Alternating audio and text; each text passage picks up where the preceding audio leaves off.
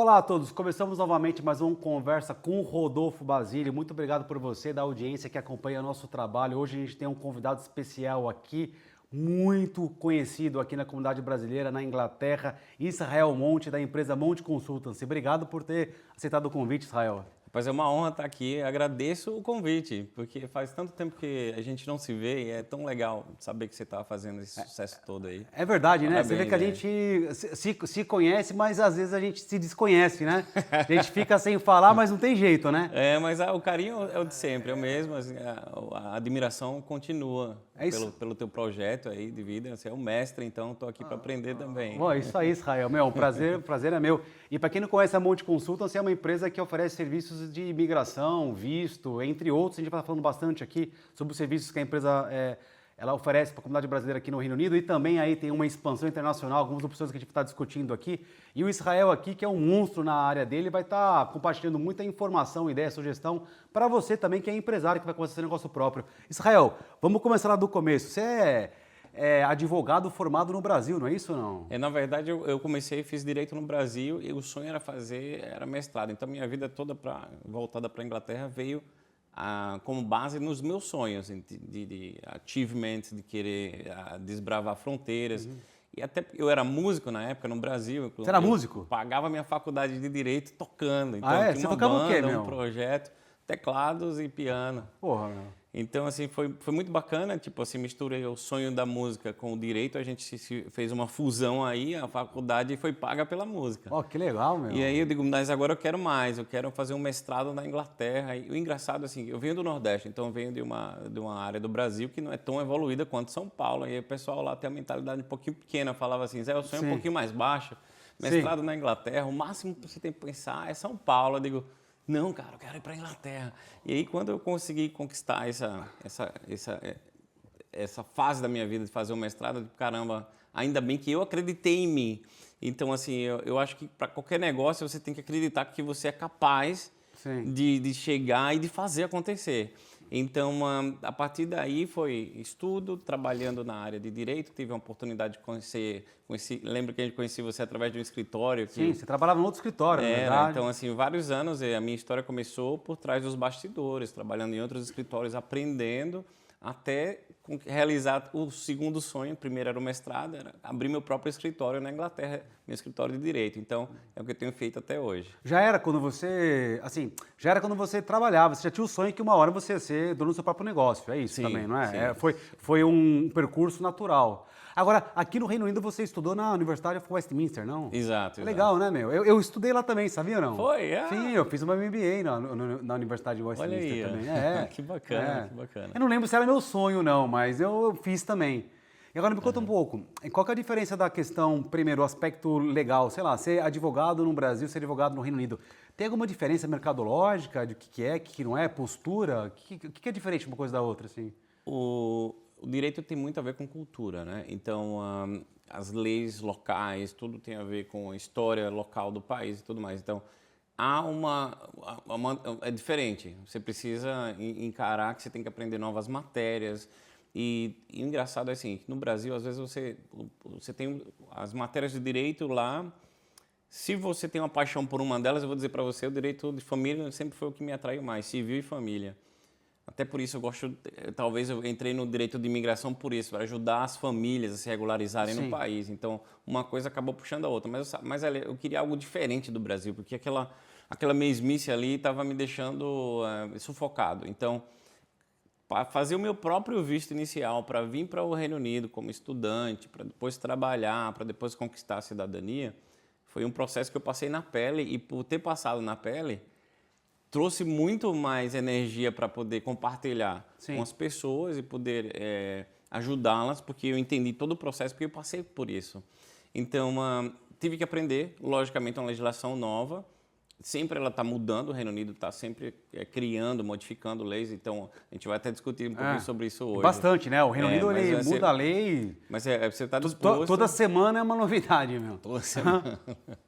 É terrível. Teve uma época que estava a cada 3 meses, mas agora está diminuindo. Teve uma lei que mudou agora em novembro, que o aviso que a lei ia mudar foi, né, coisa de 20 dias. Assim, ó, vamos mudar, colocar uma lei aí bem complicada. Então, Foi em cima da hora. Vamos falar um pouquinho dessa lei aí. Falou em cima da hora e mudou. Como que foi essa da lei aí? então, assim, o Reino Unido sempre teve um sistema de imigração onde ele vai punir quem pisou fora, né, da linha. Sim. Então, se você não andou na linha, vai ter um sistema de punição. Então, o cara que ficou ilegal, chegou no Reino Unido, ficou além do período do visto, se ele decide ir embora para o país de origem por conta própria, paga sua passagem, vai embora, ele tem uma punição de não poder voltar para o Reino Unido por 1 ano.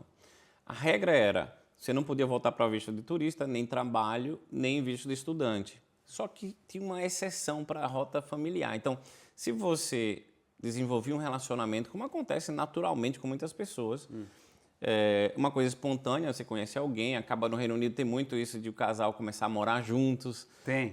Então, dali constitui família e assim por diante. Então, a pessoa que veio e ficou ilegal, acaba naquele relacionamento se desenvolvendo, um belo dia decide, olha, acordei para a vida, vou me regularizar.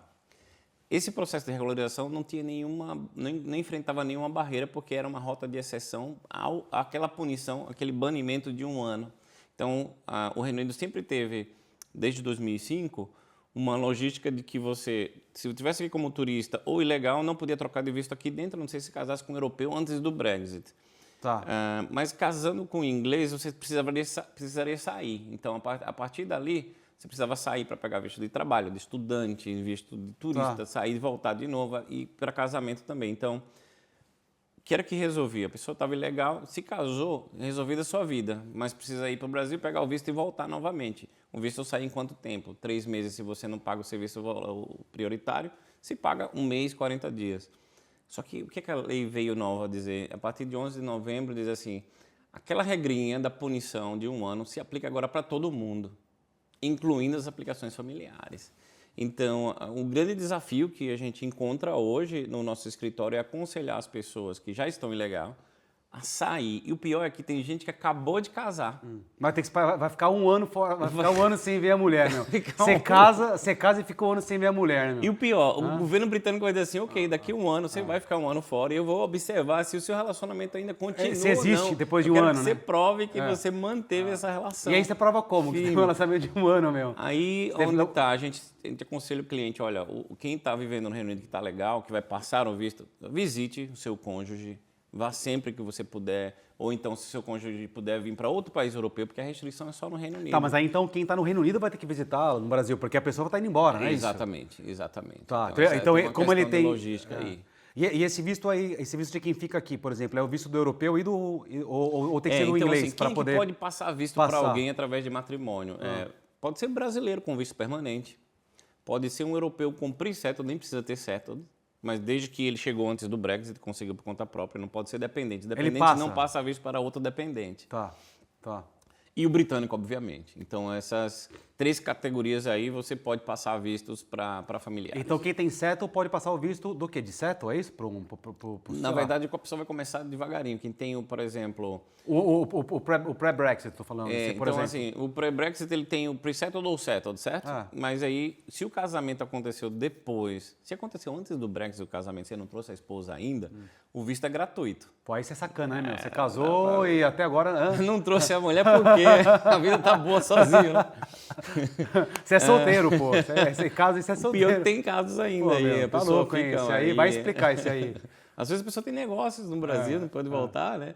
Mas quem casou depois do Brexit vai enfrentar isso daí, que é pagar as taxas do governo. E aí tem 2 taxas aí que você tem que pagar. Uma é a taxa do visto, segunda taxa é a do NHS, que foi introduzida em 2015. Então, você paga, just in case, você vai precisar usar o hospital público. Então, você já está pagando por um período, dependendo da duração do visto. Se for visto de trabalho, pode ser 1 ano, 2, 3, 5.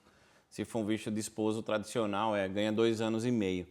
Então, você já paga antecipadamente para o serviço, para você utilizar o serviço da saúde pública do Reino Unido. E essa regra vai para todo mundo, vai para estudantes, vai para visto de trabalho, vai também para visto de familiares. Tá, então tecnicamente todo mundo que tem eu não conheço a parte técnica, me corrija, por favor, se eu estiver errado, porque enfim, eu não trabalho com imigração, mas eu fiquei aqui imaginando, tem um monte de brasileiro aqui que tem passaporte europeu também, que tem o tal do settle que ele recebeu no Brexit lá, até dezembro de 2020, se não me engano. E todo esse pessoal, então, consegue passar visto para uma outra pessoa, é isso? Consegue. Para alguém que vai casar, por exemplo. Ou e para o filho ou não? Isso. Para os dois ou não? Assim, Para baixo, para o lado ou não? Lembrando que o europeu ele pode passar para filhos adultos também, desde que você comprove a dependência, mas a regra geral é mais para quem tem... Mas você passa para baixo e para o lado? Você consegue passar, porque você pode casar... Se você casou antes do Brexit, você consegue Não, passar. depois do Brexit. Mas casou depois do Brexit, você Depois. consegue trazer até os seus enteados, desde que sejam menores de 18. Ah, tá. Bom, olha que legal, eu não sabia disso aí. Desde que sejam Eu menores achava de que tinha que ter passaporte em inglês para poder fazer isso, então não precisa, então. Não precisa ser britânico. O Reino Unido ele tem essa vantagem assim, de flexibilidade, porque eles sabem que existem países que, se adquirirem a cidadania britânica, eles pedem a originária. Eu achava Isso é que muito esse visto... quem vem do Oriente Médio. Eu achava que esse visto aí, que é esse visto do Brexit, inclusive é o que eu tenho no Reino Unido, na verdade. Eu achava que ele era meio que um quebra-galho, assim, ó, te dou aqui um Indefinite Leave to Remain, você pode vir aqui porque você está aqui, você veio aqui, viveu durante 20 anos no Reino Unido, você entra e sai quando você quer, e você fica assim toda a vida, mas é teu. Eu não sabia que você tinha essa possibilidade, esse direito de conseguir passar para outra pessoa. Pode sim. Se casou hoje, pode trazer sua esposa. Tá. Não, é difícil você trazer os seus ancestrais. Então, eu quero trazer meu pai e minha mãe para morar comigo. Extremamente difícil. A norma modificou, ficou mais severa. Você só consegue trazer pai e mãe. Se você... No teu caso, não, porque você é europeu. Você ainda pode trazer pai e mãe só para comprovar a dependência financeira, independente da saúde deles. Mas se você... No meu caso, que eu não tenho passaporte europeu, só tenho o britânico e o brasileiro, se eu quisesse trazer meu pai e minha mãe, eles têm que estar no estágio grave de saúde, a ponto de não conseguir realizar tarefas diárias de sobrevivência. Nossa Então, Senhora. imagine alguém de cadeira de roda, com tem que enfermeira colocando comida, botando na cama, dando banho, botando para dormir. Então, e você tem que comprovar que esse tratamento que a pessoa recebe no Brasil, ele é mais caro do que em UK. Como é que você vai comparar a moeda, né? Tipo, como é que o tratamento no Brasil vai ser mais caro que em UK? Então, tornou praticamente impossível você trazer pai e mãe se você tem passaporte britânico apenas. Sim, e agora com essa alteração de lei aí, no caso da Monte Consultancy como empresário, o que acontece? Você recebeu diversos casos que você recebeu, enfim, o cliente pagou e teve essa alteração. O que a empresa tem que fazer nesse caso? Você devolve o dinheiro? Então, a gente sempre, antes de iniciar um trabalho para o cliente, a gente tem um contrato de prestação de serviços, que a gente deixa tudo claro, horas trabalhadas, quanto que é o valor. E, obviamente, a gente usa o bom senso. O cliente, se a gente não trabalhou, claro, muito, a gente calculou o que é justo. Às vezes a gente devolve o dinheiro inteiro do cliente, porque se a gente perceber que não teve muito trabalho, às vezes a gente só abriu o file do cliente e ele sumiu, nunca voltou. Mas se ele trouxe documentos, começou a marcar retorno, a gente começou a trabalhar e tal, a gente faz uma base de cálculo aí e geralmente a gente resolve isso daí. Por boa fé, a gente faz tudo na boa fé e está tudo tranquilo para o cliente. Só que a gente quer dar a solução. Então, somente o reembolso, o cliente vai ficar feliz, mas ele não tem a solução imigratória para ele. Então, o que a gente tem que avaliar? O planeta de uma forma geral. Então, se ele casou nesse exato momento, e a gente, inclusive, vende o serviço de casamentos por procuração, que é muito bom, a gente tem um departamento da empresa onde a gente faz casamento. Ainda tem, né? Isso ainda tem. Fazemos ainda. Então, casamento por procuração, quem já era casado está divorciando por procuração, porque é extrajudicial, a gente consegue fazer tudo isso. O que é isso aí? Só para o pessoal também entender, para que alguém da audiência que não conheça, ou por procuração, deixa eu ver se eu entendo o conceito técnico. Você assina lá, dá o poder para alguém no Brasil casar por você, não é isso? Correto. E aí tem que, sei lá, por exemplo, o meu pai com o pai da minha noiva, por exemplo, representante, pode ser? Exato. E aí tem que torcer para os dois não brigar lá, né? Então tem muito brasileiro casando com estrangeiro. Então, assim, a gente faz muito casamento brasileiro com polonês. E na Polônia, tem um dos meus melhores amigos é polonês e está lá na Polônia para fazer busca de documentos, de certidão de nascimento do polonês. Depois a gente traz para cá, traduz. Ele apostila lá também, então é bacana isso. O que acontece? O cliente acabou de casar e aí se depara com uma lei que obriga ele a ficar longe da esposa por 1 ano. E por que ele vai ficar no Brasil? É tão longe, tem que atravessar o Oceano Atlântico. Tá. A opção que a gente dá para o cliente é, se ele tem passaporte europeu ou britânico, a gente pode ajudar eles a adquirirem uma residência na Irlanda. Menos de 1 hora de voo, está no país vizinho. Essa pessoa que ia dar o visto para a Inglaterra, como não pode dar por enquanto, pode dar um visto para ela na Irlanda. Já pode dar. E aí você faz por lá. Exato. Essa é a solução. É uma solução de aproximar o casal até que o compliance da lei britânica seja atendido. Então, você ter o passaporte britânico também ajuda. Agora, o brasileiro que tem um visto permanente, não. Porque ele tem só visto, ele não tem um passaporte para dar o poder de visto em outro país, somente em UK. Sim, e aí para que a audiência também entenda um pouco em relação a isso aí, né, falar um pouquinho sobre visto, nós estamos falando de Irlanda, Europa, não Irlanda, né? Exato, Irlanda, Europa. exato. Para que o pessoal entender aí que tem uma diferença. Porque assim, o passaporte britânico, ele fala assim, Reino Senão Unido... o pessoal vai comprar passagem para o lugar errado, meu. Entendeu? O passaporte britânico diz assim, Reino Unido da Grã-Bretanha e Irlanda do Norte. Então, a Irlanda do Norte faz parte do Reino Unido, não é lá que ele faria o visto, porque é UK. Sim. Mas a Irlanda, que está localizada na parte sul, que é a República da Irlanda, sim, ela é um país europeu. E por que o britânico pode passar um visto para alguém que está na Irlanda, na República da Irlanda? Porque o acordo que o Reino Unido tem com a Irlanda. Então, a Irlanda é o país que hoje, se você tem um passaporte irlandês, ele é o mais valioso da Europa inteira. Porque ele vai para a Europa e entra para cá com facilidade, não é isso? Tem um acordo, não tem? Tem um acordo com o Reino Unido que ele é parte da Europa inteira e ele também pode morar no Reino Unido. Então, o irlandês, ele entra no Reino Unido, não precisa nem pedir visto. Já entrou, já vou morar e aqui eu quero viver e está tudo certo. E lá na Irlanda, o meu conhecimento bem daquele local lá é que, assim, o imigrante, né, não só brasileiro, mas, de uma certa forma, ele é bem-vindo, eles precisam de mão de obra, eles pagam razoavelmente bem, não paga que nem Londres, mas paga bem. Eles estão ainda naquela fase de que eles querem acelerar o processo, eles não querem colocar red tape, dificultar os processos, as coisas, tudo lá tem menos red tape, para trabalhar, POI, tudo lá é mais fácil, abrir empresa, tudo. E além de tudo isso aí ainda tem segurança, eu acho que é bem mais seguro do que aqui, na minha opinião. E tá bombando, tá indo brasileiro e imigrante bastante para lá, né? Tá virando o novo point ali, não? Eu já estive lá, inclusive, é bem fácil, inclusive, agendar dentro do home office para você ir presencialmente. Eu já estive dentro do home office local lá, presencialmente. E outra, sair para almoçar, tem restaurante brasileiro bacana lá, tem muita coisa boa. Ali já tá, se eu não estou enganado, vamos lá, ali já tem ali já tem 2 gerações de brasileiro, meu. Pô, a gente faz negócio e conhece aqui a Inglaterra já, eu praticamente há 20 anos. Quando eu cheguei aqui, vou falar, 2004, já conhecia uma porrada de gente, muita gente lá na Irlanda já que trabalhava, já era empresário, já tinha coisa. Você imagina? As pessoas já estão tudo nos 40, 50 e já está com os filhos de 20, entendeu? Nós já estamos na segunda leva lá, o que é um outro fator que eu acho que é incentivador, para poder ir para a Irlanda ao invés de vir para cá. Sim, então uma coisa que a gente pode fazer um paralelo com a Irlanda e o Reino Unido é aqueles brasileiros que adquiriram a cidadania europeia tardia. Então, o que acontece? Por um princípio geral de direito, a gente entende fácil de que se você adquiriu a cidadania tardia por hereditariedade, onde os teus ancestrais são europeus, é prova de que e você tem uma carta do governo italiano, vou dar o exemplo da Itália, que é o mais comum, dizendo que você é italiano desde o nascimento, que é o iuris sanguinis. Quando o pessoal chegava no Reino Unido como brasileiro, aí estava aqui, aconteceu o Brexit e só depois adquiriu a cidadania. O que acontecia? O governo tinha uma resistência, mas acabava aprovando, por mais que às vezes recusava uma vez ou duas, na terceira vez eles entendiam o cenário e aprovavam, porque a lei dizia assim, você tem que ser europeu antes do Brexit. Então, vinha a documentação da Itália dizendo, ele é de nascimento, ele já era, então deu match.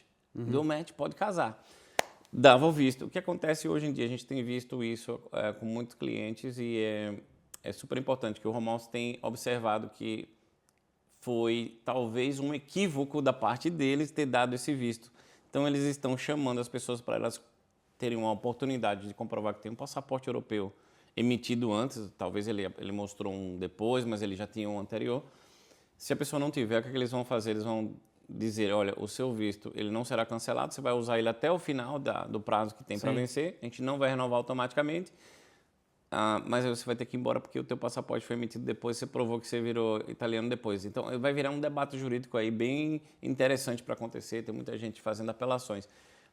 Se o resultado final dessa história não for positivo para o europeu que vive no Reino Unido, a Irlanda está aqui do lado. Sim, e aí é a opção.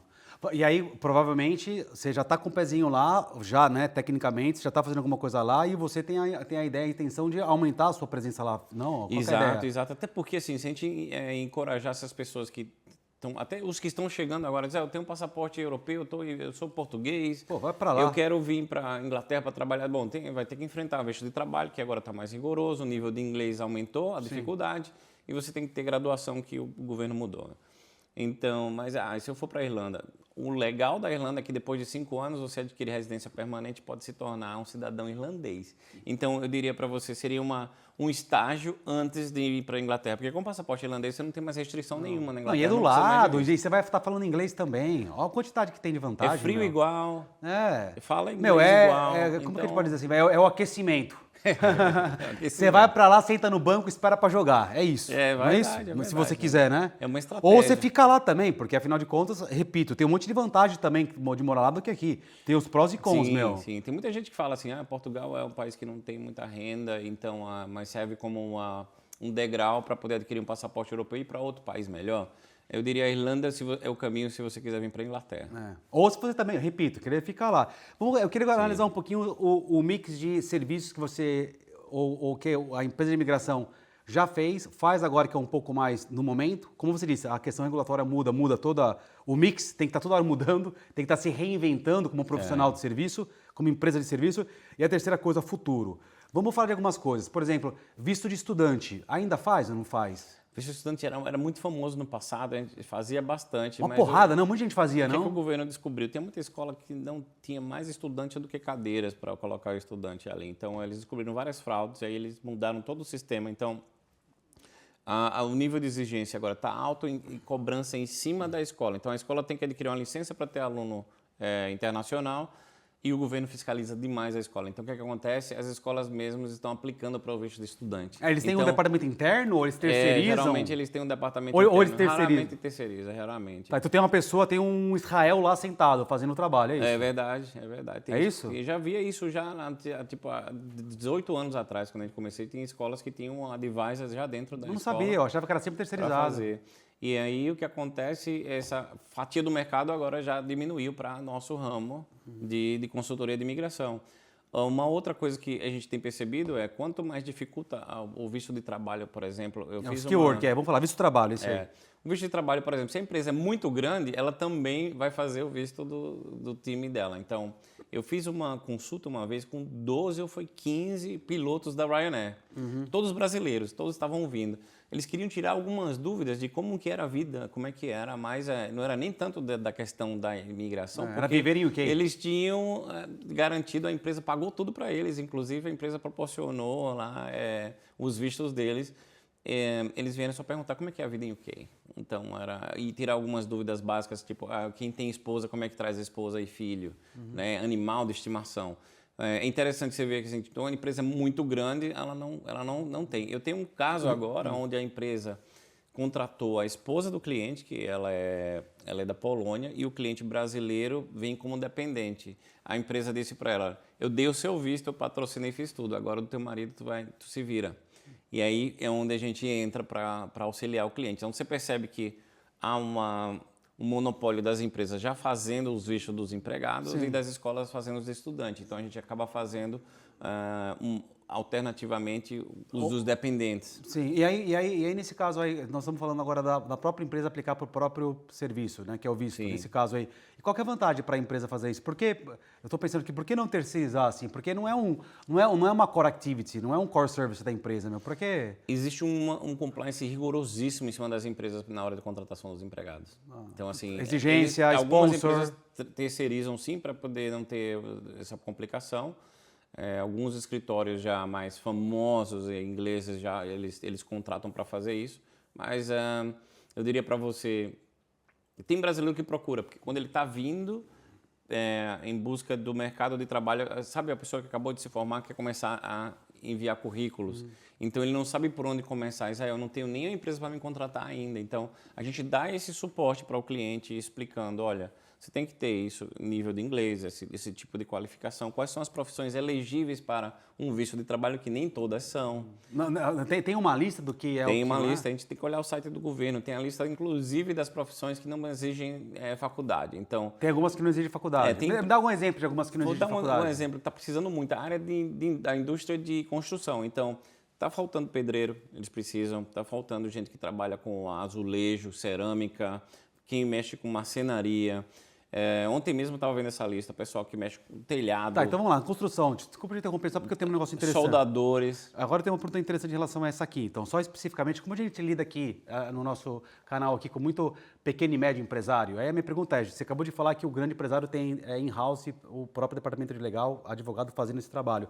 A minha curiosidade é, nesse visto de skill worker, por exemplo, se eles estão precisando de mão de obra na área da construção, e a gente está falando de grandes empresas e pequenas empresas, tem como a pequena e média empresa também contratar o skill worker? É um exemplo, brasileiro, esse cara que você falou aí, o pedreiro, mão de obra, esse pessoal para vir para cá? Ou na hora de fazer a aplicação, o home office você fala assim, não pode trazer, mas só pode trazer as grandes empresas de construção? Como é que funciona isso aí? Não há essa discriminação, não. Qualquer um pode trazer. Então, uma empresa que acabou de ser aberta, você vai abrir hoje uma empresa de construção civil, ou de prestar somente, né, tipo, uma empresa de reformas, por exemplo, de imóveis. Você pode ter uma empresa, microempresa, você só precisa ter a licença para poder contratar imigrantes. Que é o que sponsor. Você vira um sponsor. O sponsorship license. Tá, mas é para você virar um sponsor, que até que o empresário aqui entenda aqui no canal, para você ter o sponsor, você tem certas exigências lá. Por exemplo, eu estou pensando com voz alta, repito, eu não sou nada com imigração e graças a Deus aqui eu tenho o Israel aqui para poder me ajudar, né? Se caso eu falar uma bobagem, ele me corrige. Mas você precisa ter, a empresa precisa estar operando, se eu não me engano, precisa ter um pouco de histórico, precisa estar pagando imposto corporativo ou não, você precisa mandar o set of accounts, a contabilidade para eles lá, você já precisa ter algum outro funcionário no PAY da empresa ou não. Pode ser Quais uma são os empresa requisitos? baby, está começando, não tem problema. Do zero? Pode ser. A Tá. empresa acabou de abrir, 3 meses de empresa já Não tem pode. histórico, então? Agora a empresa tem que ter o capital para pagar o salário do funcionário. Então, assim, se abriu a empresa e na conta da empresa não tem dinheiro suficiente para pagar aquele salário lá que você está oferecendo, provavelmente esse pedido da sponsorship license vai ser recusado. Então, tem um compliance de RH. Uma empresa que já está funcionando é mais fácil, porque já tem um histórico. Uma empresa que está começando tem que ter um capital de giro. Tá, mas não é. Então vamos lá, só para poder entender aqui, a audiência também entender que isso é interessantíssimo. Não precisa estar operando com histórico. Não, porque eu pensava precisa. que antes que precisava ter pelo menos 1 ano e meio, 2 anos de operação para poder. Para poder Exato. facilitar a aplicação e o home office falar assim, beleza, a empresa é idônea, funciona, tal. Ajuda, mas não é a regra principal. Não, Tá, mas tem obrigatório talvez uma isso. proporção aí do que. Como que eu posso explicar? Pô, se a empresa não estiver operando, você tem 3 vezes maior a chance de ser recusado o negócio? Ou não? Como que Não, dá para fazer uma empresa nova. O desafio não é nem isso. Sabe qual é o desafio? Qual? Se você vai trazer pessoal que vai trabalhar na área de construção, é o inglês. Ah. O inglês é o que eu diria para você o maior desafio. Tá, então nesse caso para quem não brasileiro que não tem contato com a língua. Então, por exemplo, a gente tem uma empresa de Portugal que a gente ia atrair um monte de funcionários para trabalhar na obra aqui. O que é que derrubou? A gente teve que interromper tudo. Ninguém conseguia estudar inglês. O pessoal E qual que é o nível, dar uma qual é parada. o nível de inglês que a home office exige, ou o governo inglês exige do pedreiro, do eletricista, do plumbler? Qual que é o... Agora, para o Skill License, eles querem o nível B2. Então, o nível que é o você nível tem B2? você tem que saber ler e escrever no nível intermediário para intermediário. Eu diria, a nota de como 0 é a que é? 10, vamos falar de 5,5, entre 5,5 e 6,5 a nota no inglês. Tá, então Pra quem- se tem que ser 5,5, 6,5, significa que você entende, compreende, escreve e fala, é isso? Correto. Tô errado? Tá certíssimo. Quer dizer, porque assim, eu fico imaginando com a minha cabeça de engenheiro, como é que você consegue nivelar isso aí, sabe, misturar o 5,5 e o... Parece ser difícil, mas se você parar para analisar, assim, quem conseguiu terminar o 2º grau no Brasil, era preciso essa nota aí para poder passar nas matérias, né? Português, inglês, matemática, física, química, mas aí história. às vezes a prova... Aquele dali, às vezes a prova no Brasil também prova não é the tão books on the puxada. table, meu. Mas olha, aquele nível de inglês, se você consegue tirar o ferrugem ali, How's the weather? voltar para aquilo ali, você consegue. Não é uma prova tão difícil, porque não é nível de universidade, não. Então, o nível de universidade, eles vão exigir uma nota acima, talvez nota 7 no IELTS, que é onde vai ter Mas precisa de um certificado desse tipo aí, IELTS, sei lá o quê? Precisa de certificado. Ah, eles e exigem- uma vez que você tem um certificado, ainda precisa vir aqui fazer uma outra prova durante o processo Não, da... não. Ou você sem o certificado, passou? Só o certificado, né? Claro que se você está vindo para trabalhar numa empresa britânica sem experiência nenhuma, o governo pode questionar, porque você está trazendo alguém que não tem experiência. Porque o IELTS você consegue fazer no Brasil, não consegue ou não? Ou você tem Sim, que estar... se você quiser vir como turista e fazer aqui, nada te impede. Não, mas você poderia já pensei vir, do trabalho. Pensando antecipadamente, já é melhor fazer do país de origem. Se está vindo de Portugal, faz lá. Se está vindo do Brasil, faz lá também. Tá, então vamos lá. Isso é um tema aqui interessante porque você abriu agora uma porta de um assunto interessante e um pouquinho polêmico por causa do inglês. Então, aí uma empresa de construção, que estão precisando de pessoas da construção, o maior nível de exigência que tem, o tema mais importante exigido não é a formação, é, nesse caso, a língua. Eu diria, a língua é a maior barreira e a experiência tem que ter, claro. Não, mas a experiência o pedreiro vai ter, vamos lá. No Brasil tem um monte de gente experiente lá que está procurando trabalho. Boa, é. O que ele teria que fazer, então, é buscar uma escola de inglês, aprender inglês bem, por exemplo, estudar inglês, que ele vai estar aprendendo a segunda língua, fazer o IELTS there. Se ele está nessa lista... Aí, se essa profissão está nessa lista, significa que o governo precisa. Ou seja, é uma oportunidade de você vir para o Reino Unido. Então, você não precisa ser formado em engenharia, ser médico, dentista, nada. Você pode ser pedreiro e ter a oportunidade de ter um visto para morar no Reino Unido. Eu estou interessantíssimo no pedreiro. Eu tô fascinado com a história do pedreiro. Aí o pedreiro tem que estar lá no Brasil, aí ele aprende inglês, estuda inglês, por exemplo, numa escola lá e faz o que seja lá. Ou baixa o aplicativo do Duolingo e se vira, não sei. Aí ele aprende, aí ele faz o IELTS lá no Brasil, que dá para fazer. Isso. Que aí ele vai ter que fazer lá, se eu não me engano, eu fiz uma vez, acho que escrita, fala, speaking, writing, speaking, listening, não é isso? Tem que escutar e entender. São esses três, não é? São 4. Qual então quarto?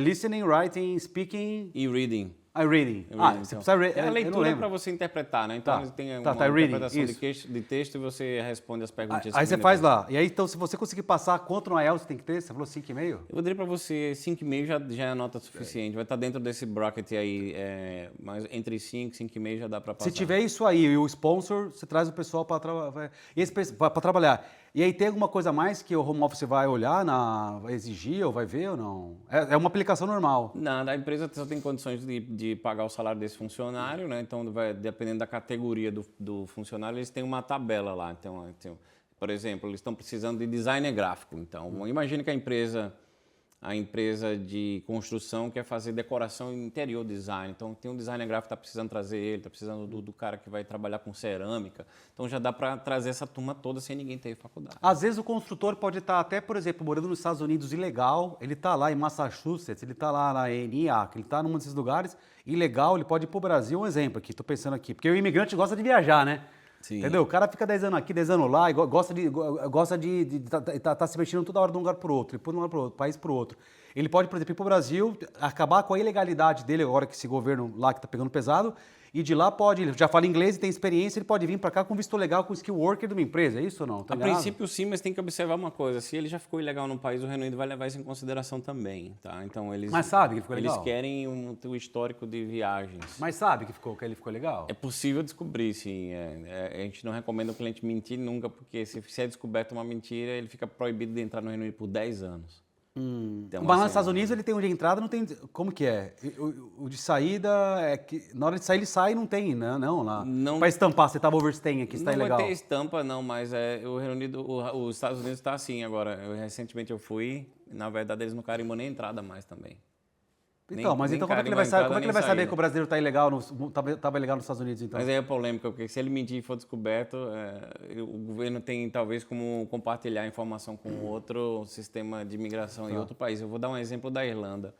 O brasileiro que já teve uma recusa no Reino Unido, por algum motivo que seja, ou já esteve legal, teve um problema, tem alguma constatação, alguma decisão lá, que o cliente ou ficou ilegal ou ele teve uma recusa de um visto qualquer. Quando ele entra na Irlanda, a Irlanda compartilha a informação de fronteira. Tá. E às vezes a Irlanda proíbe o brasileiro de entrar ali sabendo que, olha, você já teve problema no Reino Unido. Tem cara que acha que é só entrar lá e é fácil. Você já teve problema ali que eu sei, então não vou deixar você entrar aqui. Então, nada impede que o Reino Unido também compartilhe informação de fronteira com os Estados Unidos. Então, há um risco. Para aquele que está ilegal, é sempre um risco. Tá, então agora vamos explorar só um pouquinho mais o skill work para a gente pular para o nosso próximo, na nossa análise do nosso mix de serviço aqui que vocês fazem. E nesse caso aí, vamos falar, sei lá, 3 ou 4 categorias ou profissões que precisa que não precisa de formação e graduação e as que precisam. Você falou de pedreiro, o que mais? Então a gente tem pessoal que trabalha com solda, Tá. com telhado, Só obra ou tem outras coisas? cerâmica. Outras indústrias? Tem outras indústrias, mas ele está limitado. Já teve uma época que tinha até açougueiro que estava precisando, Tá. mas eles tiraram disso. Então, tinha o web design, tiraram. Então, o governo está sempre olhando, assim, está em Que falta essa precisa? profissão, ele adiciona a profissão ali. Então, E como que coloca e tira? É rápido? Todo dia muda esse negócio? Toda semana?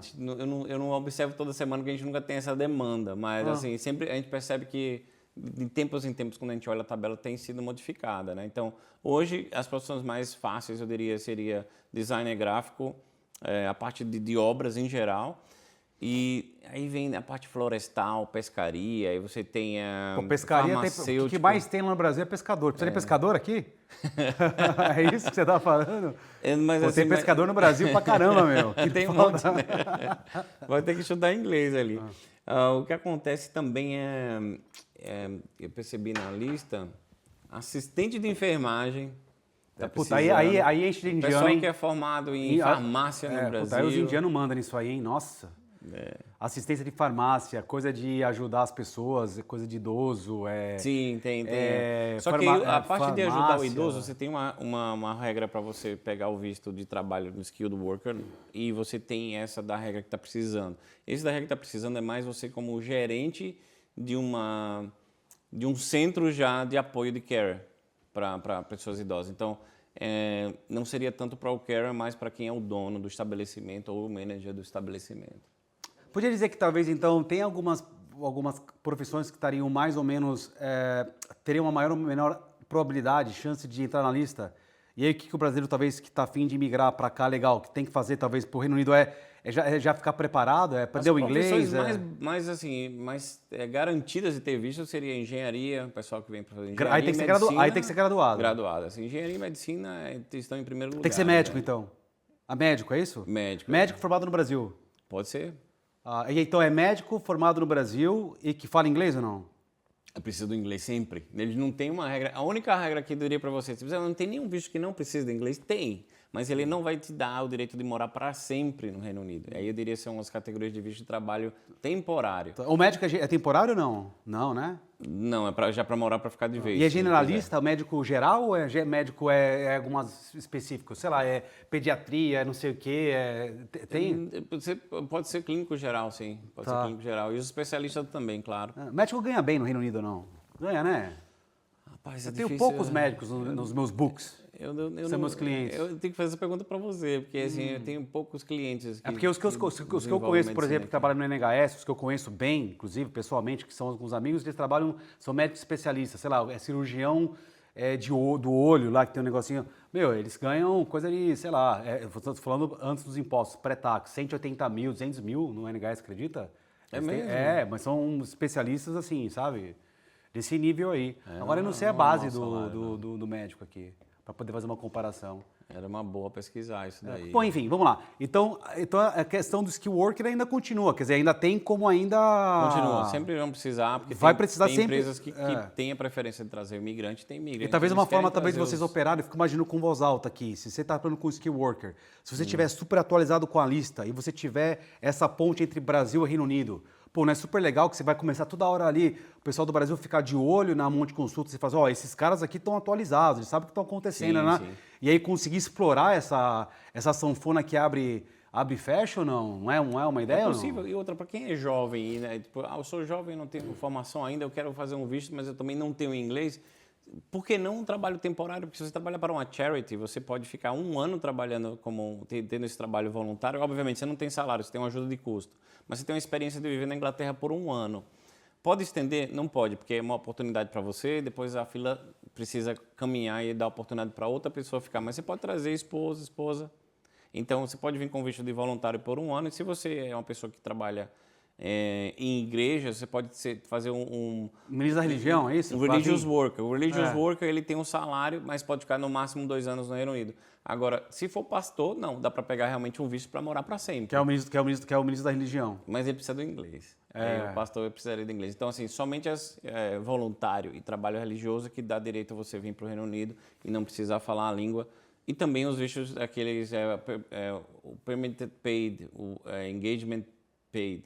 O que acontece? Você vem para fazer uma palestra, você vem para fazer uma apresentação artística, esses aí você não precisa, claro, é um trabalho de natureza temporária que você vem por um projeto e depois vai embora. Tá, o web design que você comentou, ele precisa estar graduado também ou não? Esse pessoal do web design não? Não precisa ser Sabe? graduação universitária, não. Porque esse pessoal é super técnico, né? Não, um monte já nasce artista e aprende eu diria as pra você, ferramentas. é sempre importante mostrar os cursos técnicos que a pessoa fez. Tá. Né? Então, a experiência a também. experiência. Tal. Agora vamos falar de outros dois vistos aqui, para a gente pular para o nosso próximo assunto, que a gente tem uma série aqui de sessões que eu gostaria de conversar com você. Mas é porque o tema de falar de visto é tão interessante, né, meu? E tão polêmico, muda tanto que a gente, no final, a gente gosta de falar nisso. O próximo é o visto de empresário agora, né? Como isso aqui é um canal de empreendedorismo, o visto de empresário, esse acabou, né, meu? Tem que ser endossado, não sei o quê, assinado. Só entra a próxima Revolut aqui, tô errado ou não? Você tem que ter o innovator, você tem que ter algo inovador que não existe no mercado. Exato, Então, você tem que inventar o novo AI para poder... É verdade. Assim, não tá mais fácil, não. Você tem que ter uma mente brilhante para ter uma ideia assim, tipo, inovadora que não exista no mercado para você. E outra, você precisa do endorsement mesmo. Ó, se eu não me engano, teve um ano que eu dei uma fuçada nisso aí, porque eu gosto de fuçar nesse negócio. Porque antes tinha um visto aqui de empresário super interessante, que era o Startup Visa, uma coisa assim. Você tinha um mínimo de investimento. E é engraçado que um monte de gente foi lá e montou kebab e trouxe os caras, né, para poder dar o visto. Enfim, tem essa história toda que a gente já vivenciou aqui, eu e você que estamos aqui há bastante tempo, conhece aqui o mercado. Mas eu lembro que eu dei uma olhada, o que tinha sido endossado e tal, eu acho que ele teve um ano aqui no Reino Unido, não lembro qual foi, acho que foi 2019, 20, uma coisa assim. Parece que teve, sei lá, 4 vistos, 5 vistos, nacionais. Uma coisa assim, desse visto de tinha um investidor que você injetava 1 milhão de libras no mercado. Que era o menor deles, né? Aí depois trocou para 2 milhões. Eu digo, nossa, eles dificultaram bastante. Mas e aí isso aí também eles cancelaram, né? Essas eu tive um monte de investidor, um monte de brasileiro que entrou aqui no Reino Unido, nesses anos todos, com visto de investidor, que também não tem. Então, já não tem o do investidor, já não tem o do investidor, o do business ou do negócio, do empresário, praticamente impossível para você ser endossado, não sei o quê. Eu já olhei diversos ângulos dele. Para mim é impossível, praticamente impossível. E depois você tem o skill worker. Então eu podia dizer para você que a maneira mais fácil de você vir, esquece casamentos e outras coisas, é você vir com o skill worker para cá? Agora, se você é empreendedor, olha, e você não tem ideia inovadora, você ainda pode tentar uma rota, que não é uma rota que eles divulgam muito, mas é como se fosse uma... É possível, tá mais difícil hoje em dia, mas ainda é viável fazer o self-sponsorship. O self-sponsorship abre uma empresa, você abre uma empresa no Reino Unido, essa empresa vai adquirir a licença para contratar imigrante, quem é que ela vai te contratar? Você mesmo. Precisa ter o capital de giro para te pagar o seu próprio salário. Só que a grande dificuldade inicial desse empresário ele precisa ter alguém com passaporte britânico com visto permanente para operar a empresa para ela adquirir a licença antes de te dar o visto de trabalho. Como que é essa aí? É o self-sponsorship, você se autopatrocina. Tá, como que é essa? Mas aí tem que abrir uma empresa no Reino Unido, alguém que vai operar essa empresa não pode ser você, porque você precisa do visto ainda. Tá, então tem que abrir uma outra pessoa a empresa. Então imagina que você, como você pode abrir empresas, você, Rodolfo, abriu uma empresa para uma pessoa que quer empreender aqui, que está em São Paulo. Mas como? Com o nome direct, o nome de shareholder ou não? É um favor? O que é isso aí? Não, ele abriria, ele não se... Entendeu? Como é que eu vou montar uma entidade para você? Isso que eu estou tentando entender. Abrir uma empresa, ele teria que ser o diretor, mas ele não pode estar... Tem tanta regrinha. Porque ele não pode ser diretor, certo? Ele não poderia ser... Ele teria que trabalhar como secretário da empresa, ele não poderia ser o diretor. Então, tá, e ele não pode ser dono também? Pode ser dono, mas é complexo. Aí você teria que ter um trust agreement, alguma coisa, não sei. Simplificando para o pessoal entender, seria assim, abrir uma empresa no Brasil, mas você não pode tocar ela ainda, não pode fazer essa empresa rodar no Brasil por aqui? Você. Abre a empresa no Reino Unido, outra pessoa vai comandar essa empresa, tem que ser alguém com visto permanente ou um passaporte britânico, aí é essa pessoa quem vai aplicar para a licença de sponsorship para contratar imigrantes, quem vai ser o primeiro imigrante a ser contratado? Você. Então a pessoa vem e aí começa a operar. Depois mas por que chama esse nome o visto então? Porque eu não estou entendendo. O visto chama Self-sponsorship. Pô, chama self-sponsorship, mas é somebody else, entendeu? Que faz o negócio, não? É uma brecha, é uma brecha na lei que não é ilegal você fazer isso. Mas está lá no documento tá lá nos documentos do home office? Na verdade, a gente faz um monte de curso sobre isso, não está tão claro isso. Eles não deixam claro para a pessoa não se... Mas isso aí é uma gray area? É uma gray area. Dá para explorar? Ou eles permitem? Eles permitem uma gray area. Ou é o jogo? É para jogar o jogo isso aí? É uma gray area, eu diria assim, o governo permite, sim, mas tem que observar certos fundamentos. Tá, então vamos lá, na prática, eu vou lá e monto uma empresa, vamos dizer que você não, vamos dizer que você fosse advogado, você não tem o visto. O problema é encontrar essa pessoa de confiança aqui que tem um passaporte britânico ou visto Ah, permanente. mas tem um monte de né? gente de confiança, meu. Na verdade, tem um monte de forma de amarrar isso aí também legalmente. Mas enfim, isso é talvez uma outra história para talvez fazer uma consulta, fazer uma consulta ali one-on-one para poder entender um pouco mais. Só sobre isso. Talvez, porque tem assunto para conversar por uma hora. Tem, isso aí é super interessante, mas meu, é muito fácil. Pô, eu vou lá, monto uma empresa de advogado, te contrato com visto de Mas tem que ter um capital, tem que ter 50, 70 mil libras para brincar, porque não dá para fazer isso sem contar que você precisa pagar o seu próprio salário, e seu salário vai ser alto. Não, tudo bem, mas ainda para quem está decidido a vir para o Reino Unido, a empreender e tudo mais, é uma ótima opção. O bom é que você vai trabalhar para você mesmo, então você não tem que estar sendo empregado de ninguém. Com uma rota do Skilled Worker, você vai ser empregado de alguém e fica restrito para trabalhar em outra coisa. Tem gente que tem ainda advogado de escritório de advocacia ou profissional que trabalha na área de imigração que incentiva isso e vende isso também comercialmente, como um pacote, como uma coisa? Tem sim. Tem? Tem uma colega que ela se especializou só nisso. Não, mas eu digo de uma maneira geral, nem só ela, talvez, no mercado. Tem um monte de gente que realoca tempo e energia nesse tipo de situação? Tem. A gente não foca tanto nisso porque a gente não tem demanda, mas existe pessoas. Porque você pode montar uma estrutura só para isso, na verdade. Não bem técnico, específico para isso. Como você falou, com gente de confiança, com isso, com aquilo lá, para poder... Sim, vai precisar de contador para a empresa toda. Precisa tudo, de toda né? uma estruturazinha. Vamos lá. Quando você começou a empresa, Israel, qual foi o maior desafio que você teve? Você já está há anos no mercado, você já está na fase de maturidade, mas vamos falar um pouquinho sobre o começo. Qual foi o seu maior desafio quando você começou a sua empresa? Eu comecei sozinho, e o sozinho é o difícil, que você tem que fazer malabarismo, né? Então você tem que ser o recepcionista, a pessoa que vai atrás. Na época, tudo feito no papel, tinha que ser escrito com caneta mesmo, o formulário preenchido à mão. Olha que mudou, né, meu? Nossa, mudou bastante. Agora nós já estamos na fase que o robozinho faz para você, meu. Não tem nem o home office. O home office nem emite mais documento físico. O seu visto ele é digital, você entra numa tela, dá o seu número de passaporte e gera um código e pronto. Mas antigamente era complicado. Então, assim, o trabalhar sozinho foi o difícil, começando a ter assistente. E eu vou dizer para você, alguém que presta atenção em detalhes. Por incrível que pareça, Rodolfo, o maior desafio é pessoas que vão trabalhar com você, que prestam atenção em detalhes. E eu diria para você, até para ser cleaner, precisa prestar atenção em detalhes, porque senão você deixa de limpar um lugar na casa, faz seu serviço mal feito. Tem que ter olho clínico, né? Minha mãe dizia que tem que ter olho clínico. Exato. Então, mas tem gente que não tem, meu.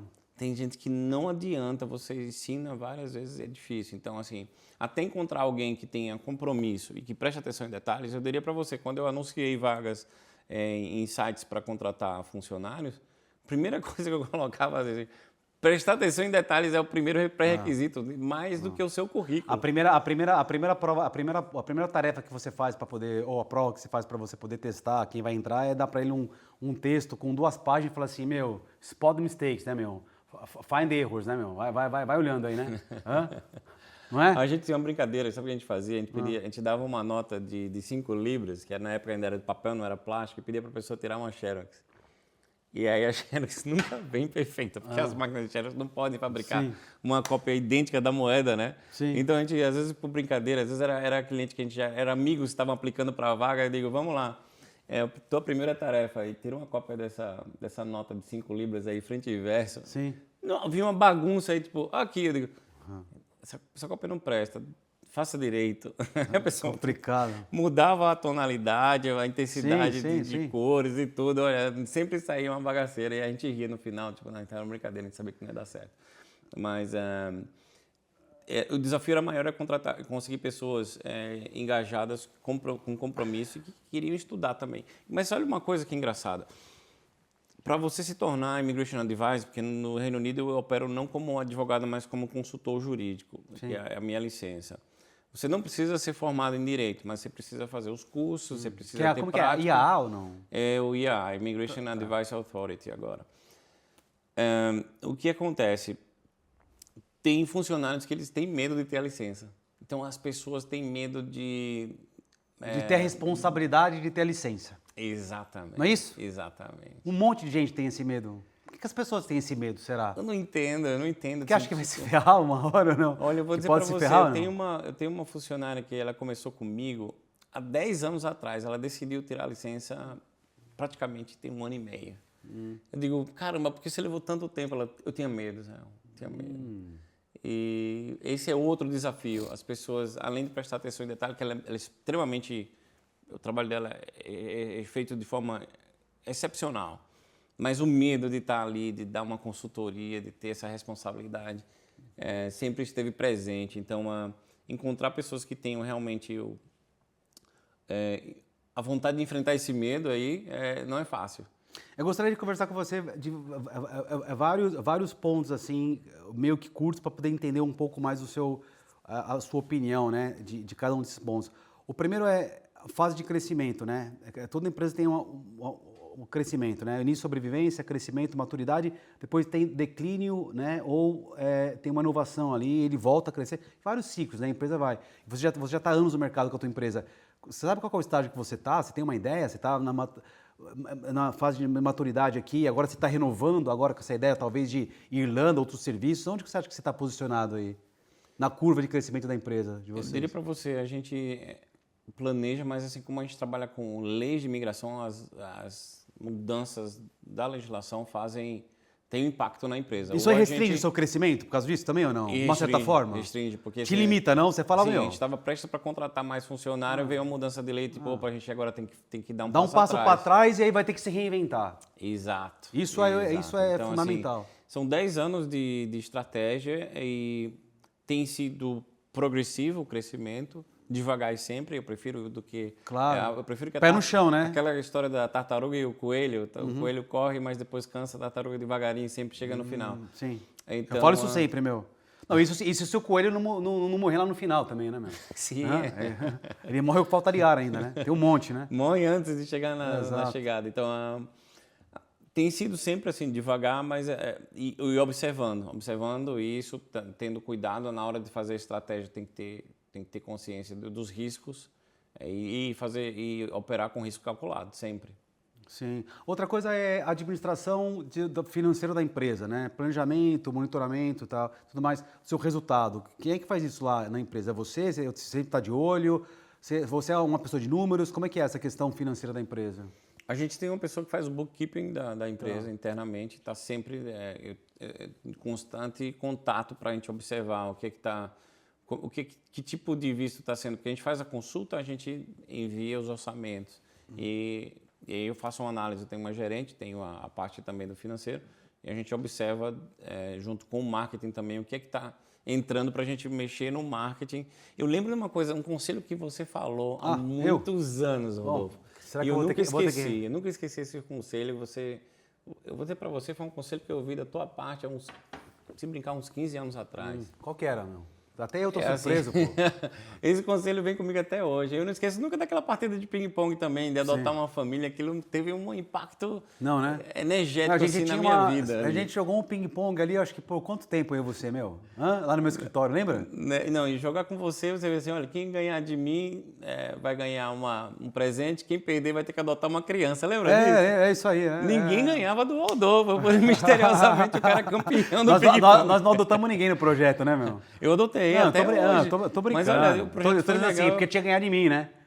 É isso que eu tô ganhar de brincando, você, então. aí É ninguém isso que eu tô brincando, então, meu. Você forçou todo E aí mundo a adotar aí só eu, no final, só a minha empresa adotou, né? Porque ninguém ganhava, meu. Eu ficava suando às vezes, meu.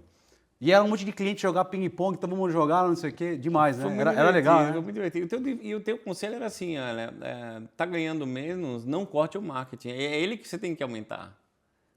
Você falou isso, talvez você nem lembre, tá? Tipo... Não, isso aí é princípio fundamental. O empresário quebra a cara aí também. Mas eu, como empresário de primeira, assim, tipo, marinha de primeira viagem, Sim. tipo, qualquer dica para mim valia ouro. Então, essa foi uma dica, assim, que hoje eu prezo para ter um marketing bom, um marketing que possa avaliar o mercado, que não fique... Eu já tive empresas de marketing no passado que o pessoal deitava no sofá e fazia só o básico, ninguém incentivava para mudar nada. Eu tenho que ficar em cima o tempo inteiro. Então, é muito desafiador você sendo o líder da empresa, tá sempre pedindo para o pessoal... Tem que estar em cima. Mas hoje com esse negócio de social media e tal, eu estou voltando agora acelerando um pouco mais, precisando de um acelerador, né? Saindo um pouco do tradicional, talvez, indo para um pouco mais digital, assim. Mas é legal porque tem bastante canal de comunicação, né, meu? e a informação, tá, o advice e tal, ele flui, né, meu? Aqui mesmo no canal a gente tá toda hora colocando vídeo de dica, de dica, de dica, de dica, de dica. Essa dica que você acabou de falar aí agora, eu devo ter já postado acho que umas 4, 5 vezes já aqui no meu canal, meu. Aqui não tem como, meu. Tem que estar, marketing não tem jeito, né? Tem que estar. E inovando também, até porque hoje a gente usa o IA para fazer o marketing. Eu lembro que quando você grava os vídeos no Instagram, a qualidade ela cai. Mas a inteligência artificial consegue dar mais pixel nas imagens. Então, hoje em dia, a gente tem uma qualidade de vídeo muito melhor, porque o IA está ajudando a compensar o que foi perdido quando o vídeo foi feito o upload no sistema. Com certeza. Mudou muita coisa, né? Uhum. Né? E agora vamos falar agora um pouco sobre cálculo de preço, né? Como é que você calcula o preço do seu serviço? É o mercado que cita também um pouco mais? Ou como é que... E tem alguma diferença aí entre talvez alguém que está começando, alguém que já está ganhando de experiência? Como é que funciona essa confusão aí dos preços aí do mercado? Você fala de quanto a gente cobra para cada categoria. Não digo especificamente o quanto vocês cobram, mas como é que você lida, por exemplo, com... Você está há 10 anos no mercado, já com experiência, um monte de coisa, essa carga toda de experiência, e aí você cobra um preço X, a empresa cobra um preço X. E aí talvez entre agora um novato que entra com um preço Y mais abaixo. Como é que funciona essa situação de preço versus experiência versus expectativa do cliente? Como eu tenho que supervisionar todos da minha equipe, então a gente tem um preço padrão, tá? Mas o que a gente tem percebido a gente altera o valor do preço mediante a dificuldade do caso e a quantidade de pessoas envolvidas. Então, por exemplo, é um visto para uma pessoa só, a gente tem aquele preço. Se ele é um visto tecnicamente simples, a gente tenta ser justo.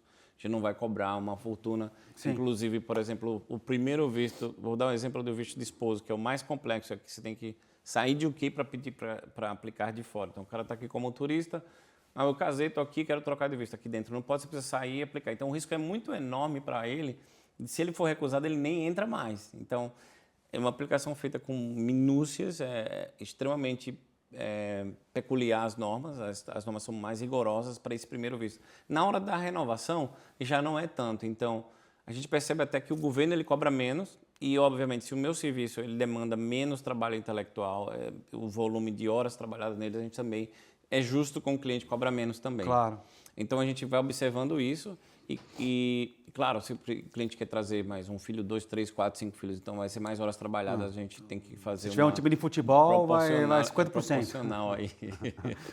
A gente vai fazendo isso, mas assim, e se a lei muda e os requerimentos mudam também e fica complexo o trabalho, então aumentou a complexidade, a gente precisa aumentar um pouquinho, porque às vezes tem vistos que a gente fica com o cliente mais de um ano, como é o caso de quem está ilegal, e aí nem todo mundo está ilegal e casou e quer fazer um visto. Às vezes tem pessoas que já adquiriram filhos nessa história. Já tem gente que está aqui com crianças britânicas. Então existe a rota de direitos humanos que dá para você se regularizar aqui dentro, mesmo estando ilegal. Sim. Quanto tempo leva para esse visto sair? Um ano e meio, às vezes mais. Então é um caso que a gente precisa ir cuidando de forma prolongada. Então esses vistos que a gente tem que estar dando atenção para o cliente de uma forma prolongada vai demandar um número de horas maior para poder, na contabilidade, a gente fazer o cálculo. Você praticamente está operando in and out no Reino Unido, nós estamos falando de 20 anos, né? Eu costumo dizer sempre aqui para a minha audiência que é engraçado, porque quando você é imigrante, está morando em outro país, eu acho que você dá importância maior por tempo. E você fica, acho que, medindo quanto tempo eu estou, quanto tempo eu não estou no Reino Unido. Você faz fica uma coisa aqui, né, subjetiva aqui na nossa cabeça. E eu gosto de dizer que, assim, que a vida, a cada 20 anos, a gente vira um capítulo novo, às vezes, né? A pessoa às vezes precisa se reacender novamente, né? No meu caso, por exemplo, trabalhei muito na área da fintech, agora eu continuo na área de consultoria, mas eu vendi um pouco digital. As coisas vão mudando e agora eu também estou numa nova fase. E essa questão do podcast, de estar dando informação para um empresário, ajudar ele, eu incluo isso aí na minha nova fase. Você também tem a sua nova fase, agora você também fica um pouco mais em Portugal, fica aqui. Como é que você lida com essa situação? Portugal é terapia. Tá. É o tempo que na Inglaterra deixa a gente meio depressivo, né? Então, Portugal veio como uma oportunidade que eu tenho visto de residência lá, por isso eu posso ficar com frequência. Então, vem para ter finais de semana com sol. Porque o Reino Unido, às vezes, a gente fica um pouco cansado. Falta a vitamina D aqui, né, meu? Falta a vitamina D. Então, na verdade, o meu trabalho é 100% na Inglaterra. Tá. Eu não tenho nenhum cliente em Portugal, 0 clientes. Mas eu estou lá trabalhando remotamente. Então, Quando eu viajo, meu laptop está ali comigo, ring light. Tá, então você está vendo o Israel nos próximos 20 anos continua na imigração, então, você não, é isso? Eu vejo... Você visualiza sempre? Você está sempre O visualizando? que eu visualizo é o seguinte, eu acho que é até natural pensar nisso. Eu visualizo a gente fazendo vistos para o Canadá, para os Estados Unidos, para a Austrália, mudando para outros mercados. Então, assim, crescendo nesse nível global, entendeu? Tá. Até vistos, Geografia. Geografia. Eu acho que é até parte do momento que você começa a fazer visto para um país, é natural que você pense em fazer, porque eu só UK. Tem tanto brasileiro também, a gente tem muito cliente brasileiro, mas não só brasileiro, mas a gente tem clientes da Austrália e a gente fica pensando, por que não fazer visto para outros países? E ainda mais quando tem a a língua inglesa também, né, envolvida, né? Porque fica mais fácil, né? Exato, não é isso? Exato. E os regimes talvez não, porque eu fico imaginando aqui, até os regimes talvez do Commonwealth, tem alguma coisa a ver uma coisa com a outra, não tem? Vamos falar de Canadá, vamos falar de Austrália, vamos falar de Reino Unido. Não tem para as pessoas que têm descendentes britânicos que, por exemplo, nasceram... Não, mas eu digo aplicação, documento, papel, língua, tem um pouco de a ver, não tem ou não? Não é muito diferente, não é? Muito diferente, não, mas você tem que estudar um pouquinho, locais eles mudam um pouquinho. Tá. Tem uns países que são mais flexíveis do que outros. Mas assim, eu diria a tendência natural imagina você tem um filho, ter 2 ou 3. Então, eu diria a empresa, por que não multiplicar também e fazer outros países? Porque a natureza central é abrir possibilidades das pessoas migrarem e residirem legalmente em outro país, até adquirir cidadania, por que não?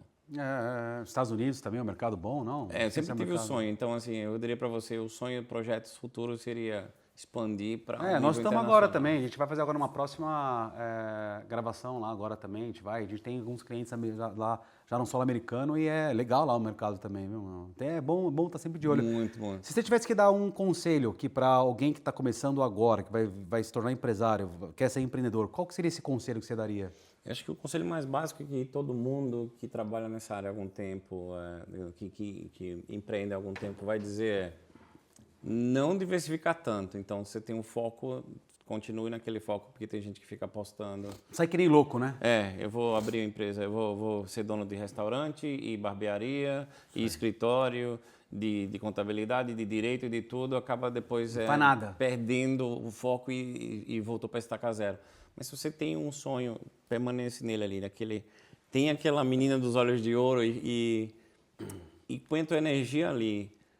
Se você focar, eu tenho certeza que vai prosperar, porque assim, onde põe a sua energia e você se dedica, você vai observar todas essas nuances que a gente passa, mudança de lei, mudança de regras, muda a cidade, muda a cara da cidade, mas você tá ali perseverando nisso. Sabe o que eu aprendi nesses 20 anos empreendendo e lidando com praticamente 10 mil empresários nos últimos 20 anos? É que assim, não tem receita igual para todos os casos, cada caso realmente é um caso, mas isso que você falou tem total importância e é super relevante. Sabe por quê? Porque quando você tira o olho de uma coisa e começa outra, você tira o foco. E quando você tira o foco, você deixa revenue na mesa, sempre, não tem jeito, entendeu?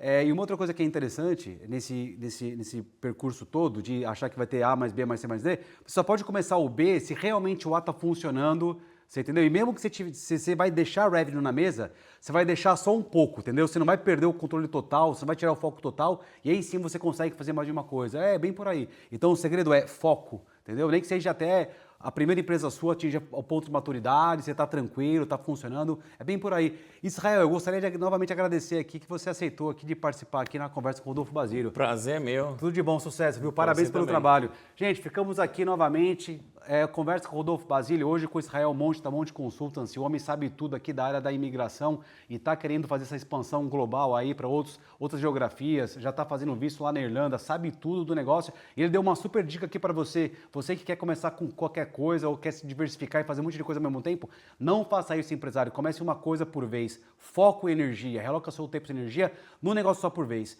Fico por aqui. Um grande abraço. Rodolfo Basílio.